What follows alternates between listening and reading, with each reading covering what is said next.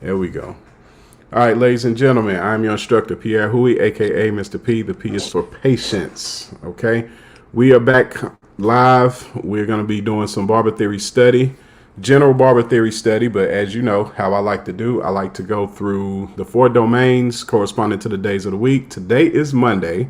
So we are going to deal with scientific concepts. And live with me, I got one of my online students. Would you like to introduce yourself, sir? Yes, sir. Yes, sir. Hello, everybody. Hello, My name is everybody. My AL. name is AL. And tell them where you stand on your barbering journey. Um, where I stand at right now, I'm focused on the theory portion. Mm-hmm. But at the moment, I'm able to work in the shop and get the experience. Cool. And when do you have your test? Next month. All right. So he is at the tail end, what I like to call the finish line, and he has purchased my course, Passing Barber Theory, which I have differentiated from my other class, which is Study Barber Theory. But with him being so close to the finish line, I put him on the Pass Barber Theory track. So we are conducting our study sessions as such. All right. So now we will get into it. Do you happen to have your CIB handy on your end? I'm gonna pull it up on my end. It ain't gonna matter, but I just want to know if you got it on your end. Yeah, I can pull it up on my laptop. Okay, and then once you do, I want you to tell me what you had primary questions on. And while you do that, I'll pull mine up so my audience can see as a whole. Thank you very much. Okay, right. So I got it pulled up. Okay. So we'll talk about it together. And can you tell our audience what the CIB stands for and its importance? It's the candidate bulletin. Yep, the candidate information bulletin. You are correct. Let's see. Mine don't want to come up. Hang on. I'm trying to figure out why is it doing that. There we go. All right. Cool. And then we will come back here. There we go. All right. On my screen, can you see mine? Yes, sir. All right. I'm going to zoom in a little bit. Okay. So the CIB stands for the Candidate Information Bulletin. Here's why it's so important. They give you an outline of what they expect from the test. And we're talking about the theory test. They expect whatever, they break it down in percentages of what they're looking for, the concepts that they're going to test you on, and the things that you should be studying and that you should be ready for. Now, the biggest reason I'm always talking about the CIB is because you have a book that has 829 pages of material. If you go through this book of 829 pages of material, you are going to be lost, because if you try to go through it in a chronological order, what's going to happen is, let's say you start at chapter 1. By the time you get to chapter, say, 6, you're probably not going to remember what's going on in chapter 1. So you need something that's going to be structured enough that's going to tell you how to navigate through the book. That's the CIB for me. And so I tend to do my studying that way. Okay. Now, they break it down in 4 domains. And like I said, I correlate the domains to the days of the week. So if it's for Monday, we do scientific concepts. Tuesday, I actually go to the bigger percentages first. So Tuesday, hair care services. And then Wednesday is facial hair skincare services, which is 15%. And then Thursday, we do implements, tools, and equipment. Okay. And then if I'm able, which I haven't been lately, but I'm working on it, y'all just bear with me. Friday, I like to do the quizzing, but I like to do it publicly. Okay. Now, this is what I like to call general study, because my more focused, intent study with pertinent and what we call high percentage information is part of my class. That's the part that you pay for. So So my buddy Ace right here, that's what he's paid for. So typically we go over more pertinent, more information. We go over more high percentage. And when I say high percentage, things that's going to be 75% or higher chance of being on the test. We go through that information. But typically throughout the week, we go through just general studies. Okay. All right, Ace. You tell me through the scientific portions. Just find something that you want to talk about, that you want to go through. Thank you. Contamination and cross-contamination. Okay. So that is section A. Point of contact number 2. And then it's the last one. So right here, I'm going to highlight it. Is that coming up on your end when I highlight it? Yes, sir. Yes, sir. All right, cool.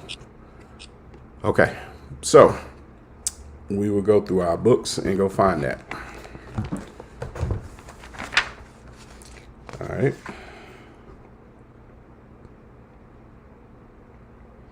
So that will primarily be under infection control, which is chapter 4, which is page 54. Yeah, hang on 1 second.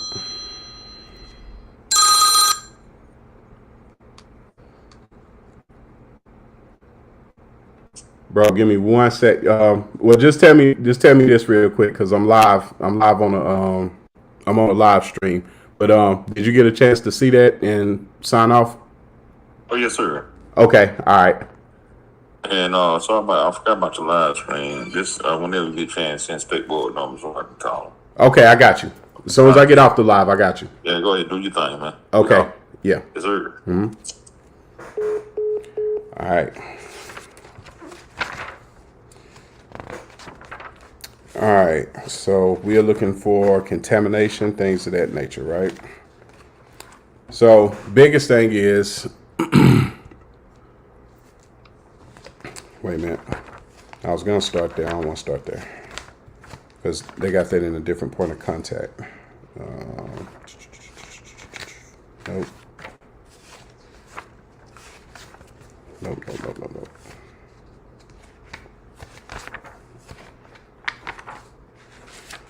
Okay, so here's where we'll start. So first off, we're going to talk about sterilization, okay? Yes, sir. Yes, sir. All right. Sterilization, the process that destroys, key word here is destroys, all microbial life, including spores.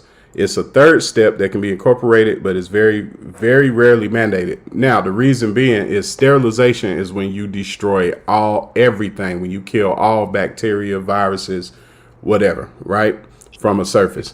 Okay, now it's very rarely mandated because it's so hard to achieve. And from the book's perspective, from the testing perspective, they want to know why. The biggest reason why is because you're going to need like an autoclave to completely disinfect, to destroy all microbial life. Can you tell me anything about what you know for what an autoclave is? I don't really know too much about autoclave. Okay. I know it's like a machine. It is. It's a machine, and I tell everybody, think of an autoclave. Think of you being like in a lab. You know how they have those. You ever watch a science fiction movie where they got this virus that they trying to keep from getting out of a room and all that stuff, and they put it in the little vials, and everybody got on like suits, hazmat suits and stuff. Yes, sir. That's autoclave is like the machine that keeps the whole lab clean. Okay. A lot of times people think, well, in the book they got a diagram of an autoclave, but they got a small one. But a lot of times an autoclave is like a big machine, but it's used for completely sterilizing everything. That means 100%. Okay. Now that's the highest level of decontamination. All right. So for us to talk about contamination, you also need to know about decontamination. right? Because contamination is just basically a virus, a fungi, bacteria, something like that is spreading from one point to another. That's all contamination really is. Okay. Cross contamination is just when you have something that's already contaminated on one side and you got something contaminated on the other side, and then both of them contaminate each other. Okay. Right. So I'll give you a prime example. So let's say, you got like raw chicken and you touch it with your hands. Okay. Technically, that's contamination, right? Yes, sir. Cross contamination is when after had your hands on this raw chicken, touch something else, like touch the surface, or grab the plate or a bowl, or put your hands somewhere on a handle of a door or anything like that. Now you just cross contaminated because you took that contamination from one place to another place. Okay. So the same thing goes for, I'll give you a barber example. So the same thing goes for, let's say somebody has a ringworm and you was cutting their hair. You cut their hair despite them having a ringworm. And now that because ringworm is a fungus, right? Tinea, Tinea, it's a fungus, right? Okay. Yes, so sir. Yes, that sir. fungus is now on your clippers. And then you don't clean them off. You don't clean them. You don't decontaminate them. You don't disinfect them. You don't do any of that. And then your next client come in and sit down, and then you cut their hair. That's cross contamination. So the contamination part was you cutting somebody with ringworm and getting the fungus on your clipper blades. The cross contamination was you gave it to somebody else because if you're cutting their hair and you haven't cleaned the clippers, which of course, what's the first thing you're supposed to do anyway if somebody got a ringworm? You're supposed to refuse service. You're supposed to refuse service. And what else? What else would you do? To a physician. Huh? Refer them to a physician. You are 100% correct. Always. So that's two parts. I tell people that, and the reason being is, so a lot of times you'll have, let's say the parent brings their child in, right? Mm-hmm. And this is usually the times I've seen it, and it hasn't been like a whole lot of times where I've seen somebody with ringworm, but I have seen it. And the times that I have seen it, most of the times it's been the parent will bring the child in and they'll have a ringworm. And I say, okay, look, first of all, we're not doing a cut. And their reason will be, well, it's just in one section, which might be like, let's say it's behind the ear on the right side. I'm like, they're like, well, can you cut everywhere else except for that section? The answer is no. No, we're not cutting it at all. He gonna sit there, y'all gonna go home, and however his hair grow, I don't care how crazy it look. We not cutting that. We not doing that. And in fact, take him to see a physician, because a lot of times they want to blame the barber if there's no one else to blame.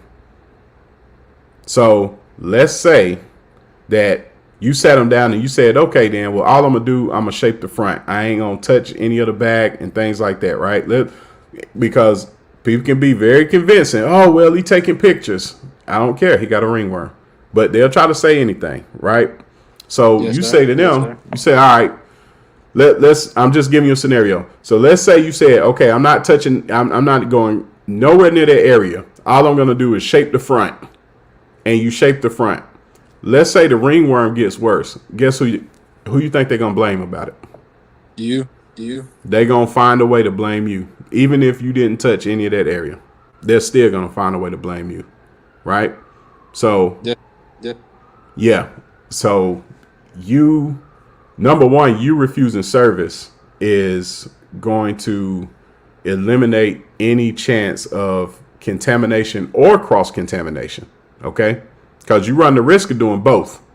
So with that being said, when you refer them to a physician, they're the ones that give them the proper information about what's going on and what to do about it.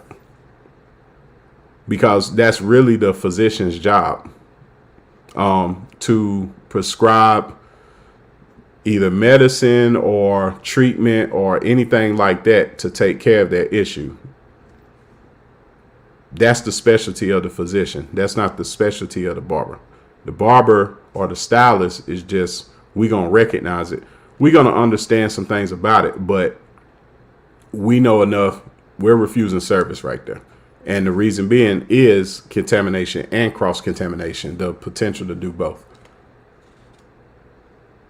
I'm trying to think of another instance of contamination like that. Ringworm is probably the top one, man, to be honest with you. Ringworm is probably the top one. Now, I'll say this. You can contaminate, say if you was doing like a chemical service or something like that, right? If you was doing color or something like that. All right. If let's say you mix a chemical together, as far as like, we're gonna dye the hair, or we're gonna strip the hair, or bleach the hair, whatever you want to call it. We're gonna remove the natural color pigment from the hair, but you mix up a chemical to be able to do so, right? Okay. Yes, sir. Yes, sir. Okay. If you leave, let's say the person is late coming or something like that, or you do it beforehand, but you don't cover the bowl that you got the mixture in. Technically, it can be contaminated with, we'll just say dirt, dust, stuff like that. Like usually if I pre-mix something, I'm going to do it within a few minutes of them arriving for the service. But even then, let's say they're running late, I'm going to cover that with, say, like some aluminum foil or just something. You want to make sure it's covered, because you don't want all the dust particles and all that stuff getting in your mixture, and that technically counts as a contaminant, because where is bacteria? It's pretty much everywhere. It's pretty much everywhere. That's right. So let's say you got an environment where a lot of things are happening at the same time. It's a lot of people there and all this stuff, right? And you leave this container with this chemical that you're going to be using on somebody's hair, and you leave it uncovered. What's going to get in there? All the dust particles and everything else that's in the air, right? Yes, sir. Yes, sir. Yeah. So that's another instance of contamination. So I'm trying to give you some real life examples of it. Okay. Yes, sir. Well, they really don't have anything that just straight up and down goes into contamination and cross contamination. So this is me giving you some real world examples. But let's talk about cleaning and disinfecting. So the last time we talked about it, I had told you the differences between the two. Keisha, what's up, girl? Good morning. Good to see you. So do you remember the difference if I refer to cleaning and I refer to disinfecting? So cleaning like a process. You went out on me. Say it one more time. Cleaning is like a process. Yeah, you went out again. Every time you say the word, I know you're saying what I think you're saying, but it keeps going out when you say it. But it's a what now? Mechanical process. You are correct, sir. What about disinfecting? Okay, so disinfecting. Hold on.